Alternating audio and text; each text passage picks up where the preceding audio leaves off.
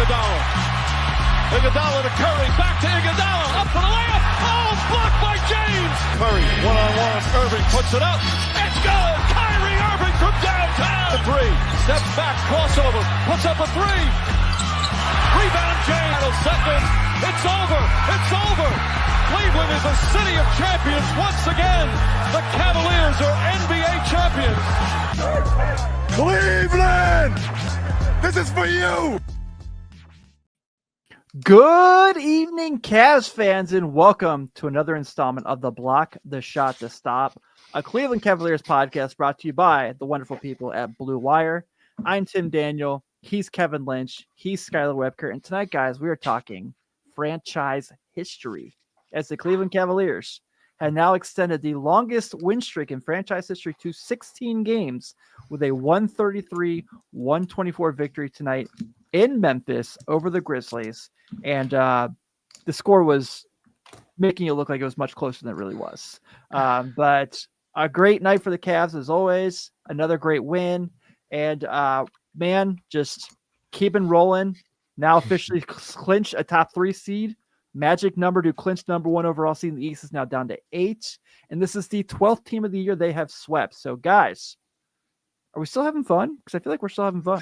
I'm having fun. I have fun. Yeah, I have a fun stat right at the top. You want to hear a fun stat? I do. Always. Fun stat. So the Cavs' 3 winning streaks now are the current 16. They had a 15 game to start the year and a 12 in the middle of the year. That's 43 combined games in 3 winning streaks. There's only 2 other teams in the NBA that even have 43 wins. Yeah. That's wild. Yeah, that's pretty nuts. Man, so that tells you everything you need to know about how the season's gone, for those who didn't know. But I thought tonight was great, especially because this is a good basketball team they played. No Donovan Mitchell tonight. Isaac Okoro steps in and starts again for the second game in a row. But, Kevin, I had to bring you in to start this because the bench mob were the ones that had things rolling tonight. 3 Andre Hunter and crew.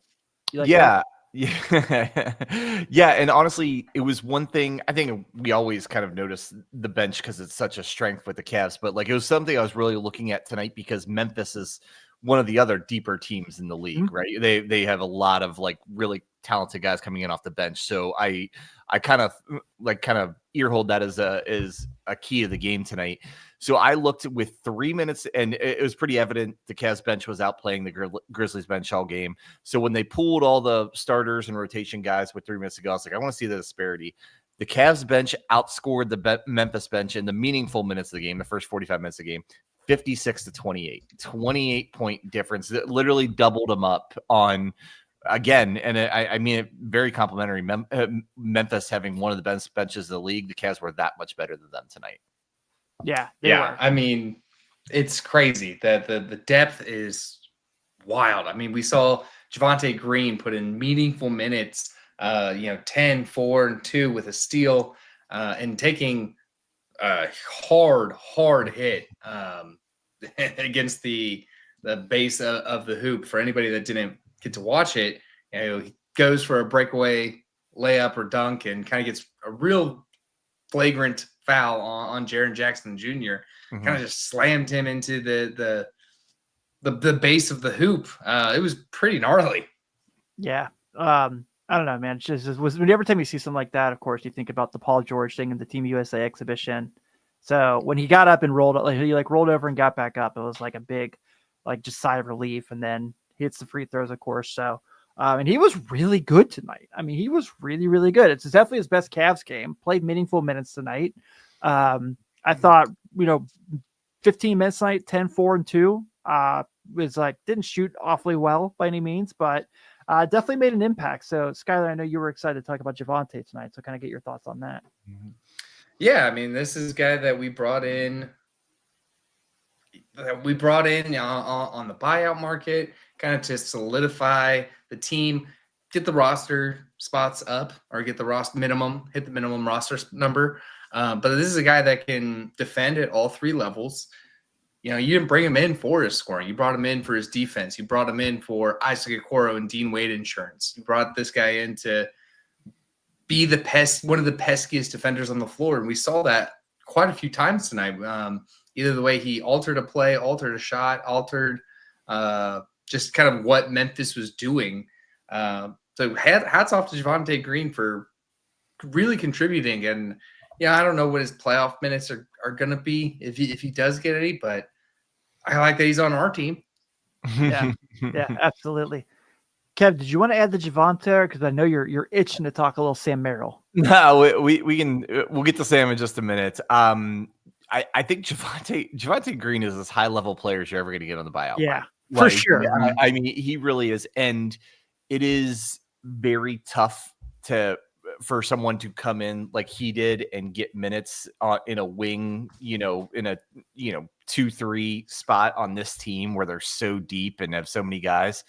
But I think there's a very good chance he's one of those guys that's going to make a meaningful contribution somewhere, right? It might not be every game. He might get some DMPs in the playoffs, but there might be a game where somebody twists an ankle or gets in foul trouble and you need him to come in and he just gives you like a dozen really, really quality minutes off the bench. So I kind of like you said, Tim, I'm super glad he's on our team. Makes me feel better about, lengthening out our depth even more, especially defensively.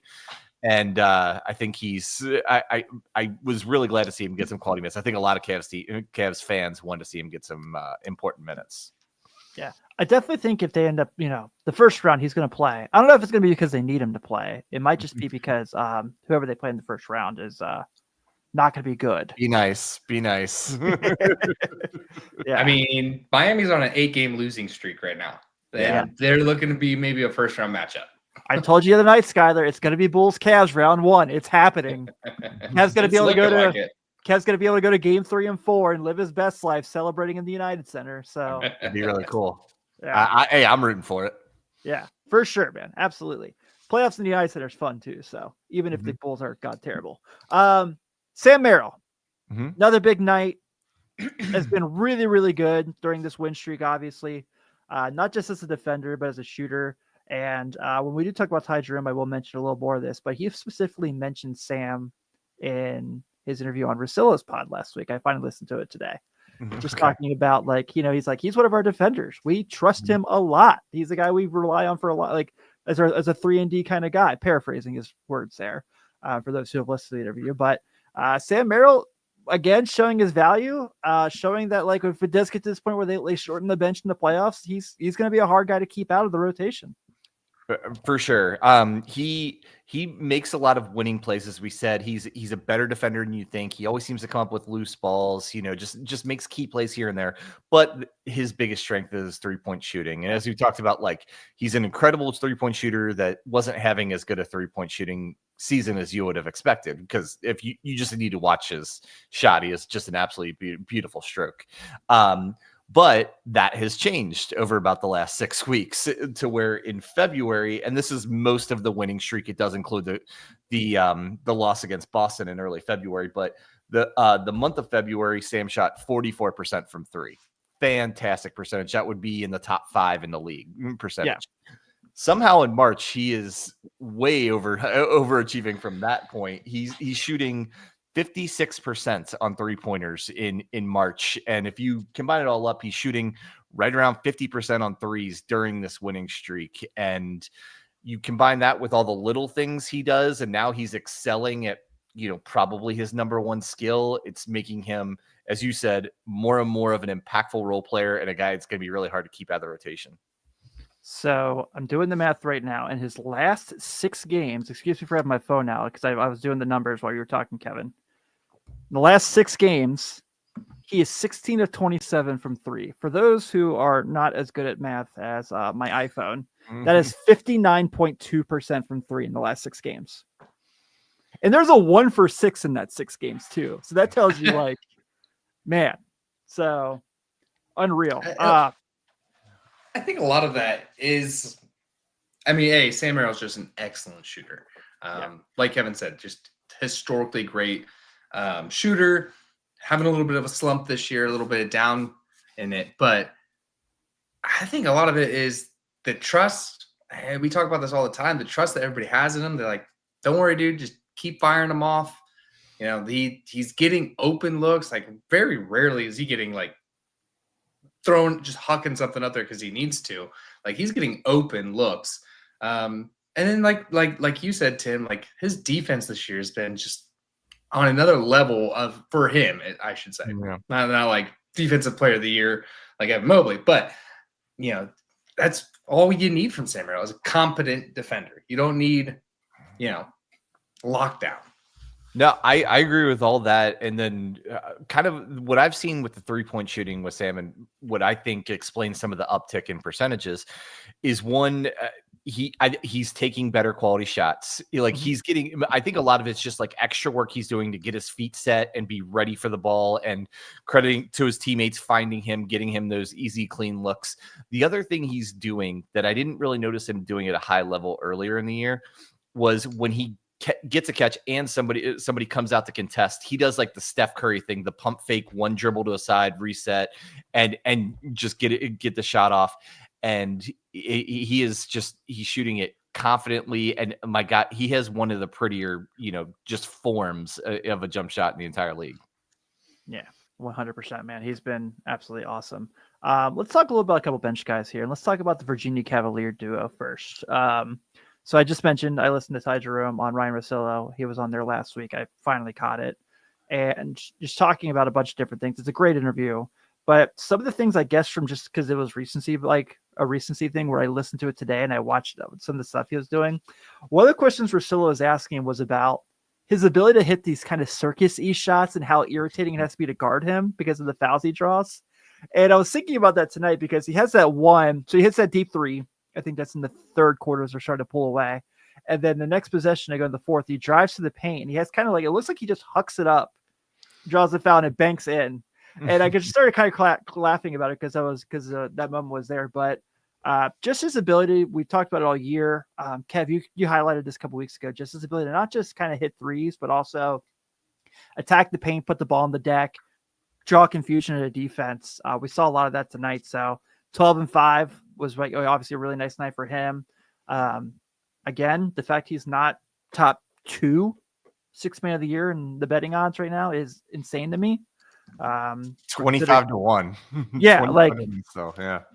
I mean, I get Peyton Pritchard being on there, but he's he probably hasn't shot the ball as well as Peyton Pritchard has throughout the year, but his team is significantly better and he means more to his team probably than Pritchard. But I thought Jerome tonight, another awesome game, just kind of keeping this thing rolling. So Skylar, will bring you in there. What are your thoughts on the TJ Maxx game tonight? Yeah, I mean, he's making it very hard to go anywhere other than Cleveland this offseason. His best friend is here. And by best friend, I mean literal best friend. Like they were college roommates. They went to Universal together when they were in Orlando the other week. My kind of team. Legitimately, these two guys are just best friends. And he's in a system that he's set up to succeed. I don't know how he goes anywhere other than comes back, because he's going to get the bag, Scott. Money. That's how. He's gonna get the bag. Because somebody's going to give him $15 to $20 million a year to be their starting point guard. That's how. Next year, the Brooklyn Nets will have Naz Reid and Ty Jerome. I'm telling you. I don't know, guys. If you listen to Fear the Fro's episode, maybe a few weeks back, he kind of rolls out like why teams aren't good fits, who like actually could make a run, and the pool is a lot smaller than anybody would think. I think there's maybe 2 or 3 teams out there that could afford him, have the roster spot for him, and the Cavs are one of those 2 or 3 teams. Yeah, I mean, it's possible. I honestly don't even want to get into that theory. Yeah, it's hard. Yeah, I want to focus on Ty. Like a little bit surprising that he didn't even get more run tonight.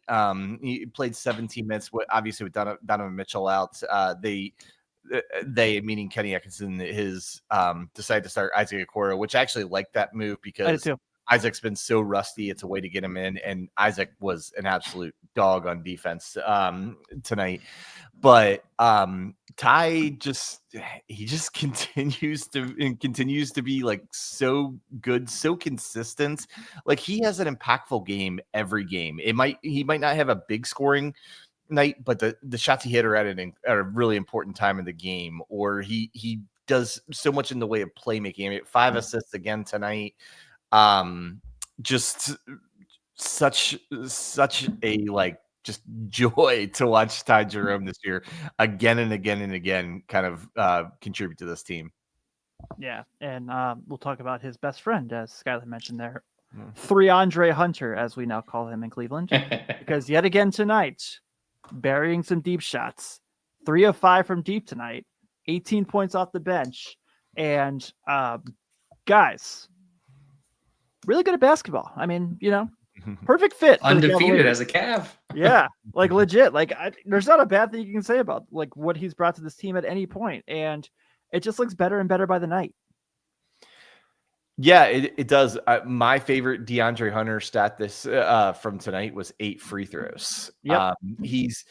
He's more at about like 4 a game on average for the season, and that's actually been ticking up since he became a Cav and has been doing a little bit more than standing in the corner and shooting threes. But with 4 seconds left in the shot clock, catching the ball. Yeah. Yes, 8 free throws is, for anyone besides like your star player, is a phenomenal number to have in a game. That means you're attacking the basket. You're obviously you're drawing fouls in their team. You can potentially getting some of their guys in foul trouble, and then he makes 7 of 8 from the line, which helps also when you make them when you get there. So I thought, I mean, DeAndre has been everything and more that he was advertised to be when he got to the Cavs. And from him tonight, I mean, there's a favorite thing to like about DeAndre every game. Mine tonight was the fact that he aggressively got fouls called and got to the free throw line and hit them. Yeah. I mean, for reference, how many times, like, it felt like John Morant was always at the line. Mm-hmm. He had 10 trips. So you're talking one foul difference. Yeah. John Morant was good tonight. I mean, 44 points. He just didn't have any help, but like he had 10 trips to the line. So you have one more foul at the line than the other team's star player, and you're coming off the bench. I mean, that's being aggressive. That's getting it done. That's just playing Cavs basketball, man. Yeah, for sure. One real quick mention: Jared Allen just made Zach Edey look soft as hell, just like totally soft. Like literally moved his feet in the paint physically. Like that was nuts. They went away from Edey real quick tonight. Yes, they did. Yes, they did. When you start the game, start the second half, and you only play less than 11 total minutes, that means you're probably a bad matchup against the other team. Yeah, for sure. Darius Garland, the Tennessee kid tonight, 20 and 9. Didn't have a great shooting game, but hit shots when it mattered the most, and got the dagger 3 to kind of put it away and celebrate in his home state. So that was cool. Want to make sure we gave him some love for that as well. But guys, let's do it. Let's talk about Evan Mobley tonight, because it's another night where we're talking about I know John Morant had 44, but you can probably make the case Evan Mobley was the best player on the floor tonight. I thought he was awesome. Attacking the rim, getting really good rebounds, had 2 block shots, was really, really physical, cut down his turnovers, but he was doing these Evan Mobley things that Kevin's been talking about quite a bit of late. These like running the fast break by himself after a block shot, these like things he's pulling in his bag at the nail, and these like things he's been doing there, and he's hitting threes tonight. And it's like, again, we talked about this the other day where I said, like, when he says like he thinks him and Wimby are gonna be the best players in the world in 5 years, like, believe him. And it's nights like tonight where you currently see he has that upside. So maybe that's a little crazy. I don't know. As we know, I'm pretty high on him. I've been very blunt that I think he's the best defensive basketball player in the world. And tonight he was awesome on both sides of the ball. And I thought I really think that overall game, I thought he was the best player on the floor tonight. I would agree that overall best player on the floor. I mean, he was doing it from 3. He was doing it in the paint. He was, 2 block shots and a steal, 3 assists. I mean, yeah. I do wonder how much more attention he's paying on defense when in games where he's against, the next guy that's in line for defensive player of the year. That's a good list. Because last time they played Memphis, he really turned on the defense, and I do wonder if he's doing that intentionally to kind of make a statement of, yeah, I'm the defensive player of the year this year. And I don't know how close it really is anymore. Do you want me to answer your question? He 100% is doing that. Yeah. I don't even think I noticed the same thing, Skyler. I think that's a great call out. I don't even think it's just a defensive player league year thing. I think he looks at Jaren Jackson Jr. as one of his main rivals in the game. Play the same position. Obviously, Jaren Jackson Jr. really fabulous player, having a great year, well-deserved All-Star year this year. I think Evan's looking at him as this could be one of like my key rival players for the next several years and everything. And I think it's very possible he just doesn't like Jaren Jackson Jr. very much. They get heated, man. Evan gets more fired up and talks more against Memphis than just about any team in the league. So I think it might be a little bit that too. Maybe it's just the Cavs get heated when they play Memphis, because every time it seems like there's either a fight about to break out, flagrant fouls. I feel like maybe these two teams just don't like each other. Well, yeah, John Michael literally mentioned the broadcast tonight to start the broadcast. In fairness, that's kind of every Memphis game, no matter who they're playing. Yeah. So. That could be true. Yeah. When they play, I think they have like another Laker game. Watch how Ja plays Luka that night. It's going to be like just straight up brutal. Picking up on Mobley, I thought as a team overall, I thought they did a great job tonight tracking down 50-50 balls. I thought he was awesome at making sure that the Cavaliers kept the possession on those. The way there's a couple where he missed his own shot and he went and got them. I thought he was just great there. I thought the team overall did a really nice job, but I really thought he led the effort there. So, but hey, guys, we're talking about the 12th team now the Cavaliers have swept in 2025.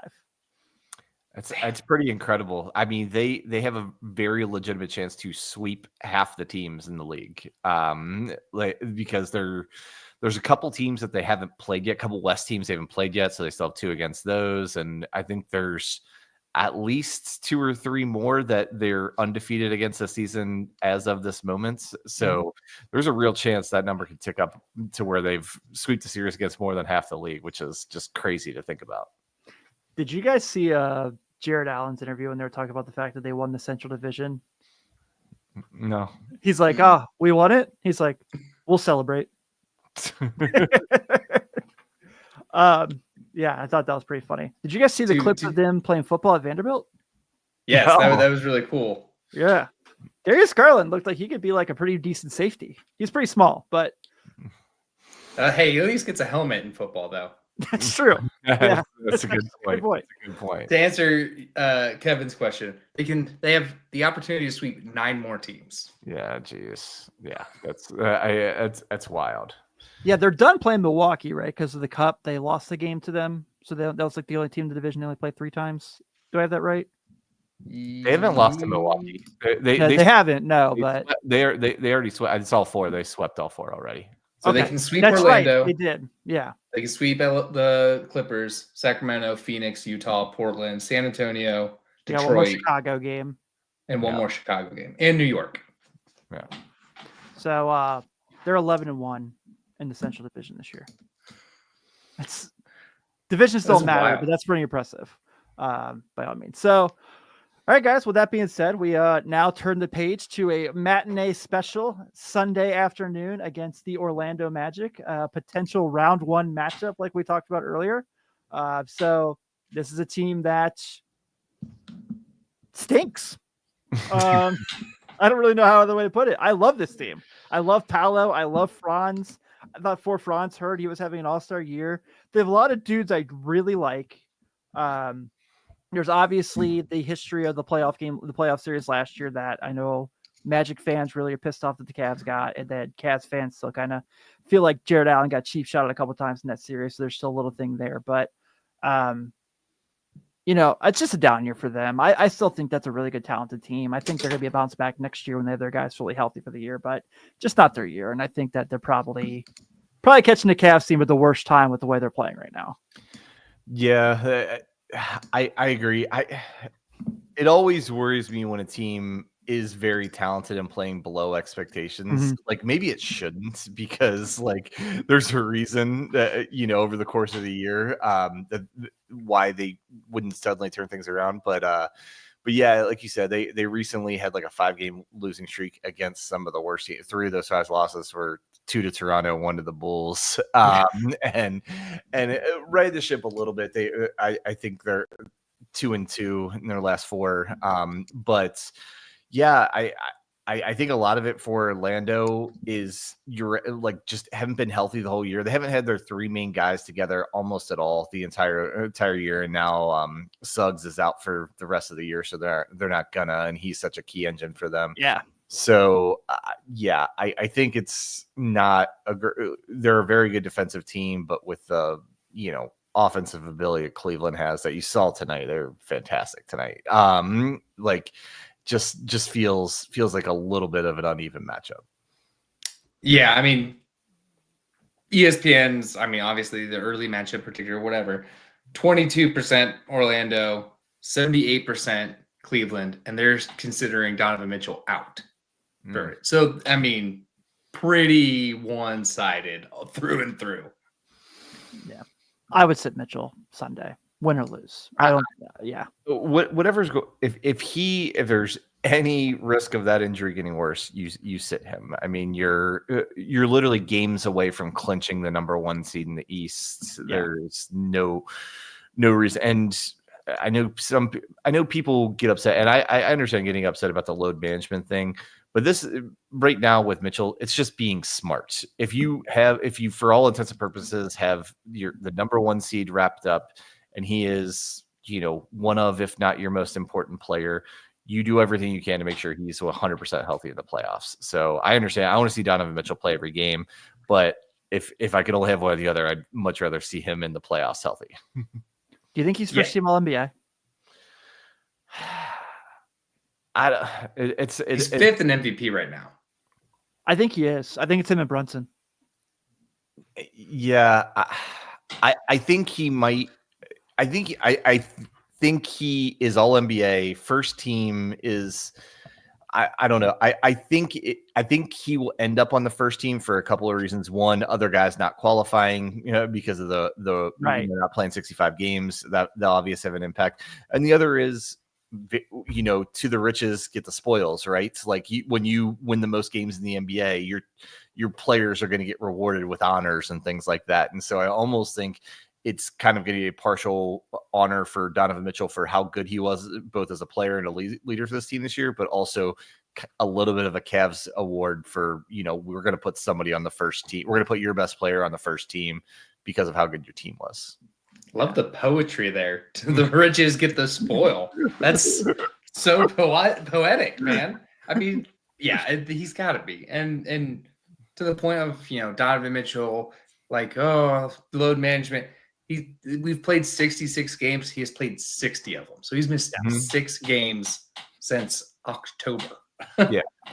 Yeah. Well, and things are shifting his way. I honestly, who would probably for anybody who might not know, there's 4 All NBA guys that are almost written in stone, right? It's SGA, Tatum, Giannis, Jokic. They're all going to get to the, barring an injury soon, they're all going to get to the minimum things. And frankly, they're like maybe the 4 best players in the league. They're all incredible, well deserved. Right.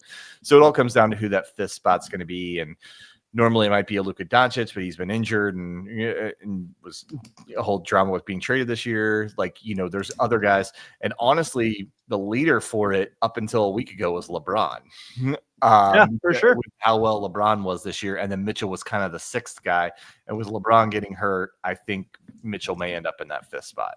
Yeah, I think Mobley's going to end up making probably 2nd or 3rd team. I think so for sure.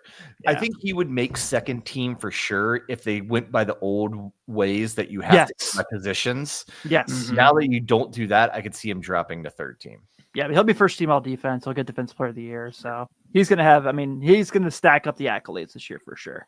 Well, gents, I think we can go ahead and wrap this one up here. I think we touched on everything. So, of course, want to give a big shout out to everyone for tuning in and hanging out with us as always through the season. What a year it's been and still continuing to go. If you're just checking us out for the first time, please be sure to give us a subscription, whether it's on YouTube or your podcast app of choice, and a nice review or a like of the YouTube video if you're doing that route. Helps us out as well. And follow us on all socials as well. You can find us as Blockshot Stop and bsspod.com. So we are all over the place doing our thing. We'll be back Sunday afternoon. And then the West Coast swing, we're probably going to do things a little different just because they're much later games and we're all old.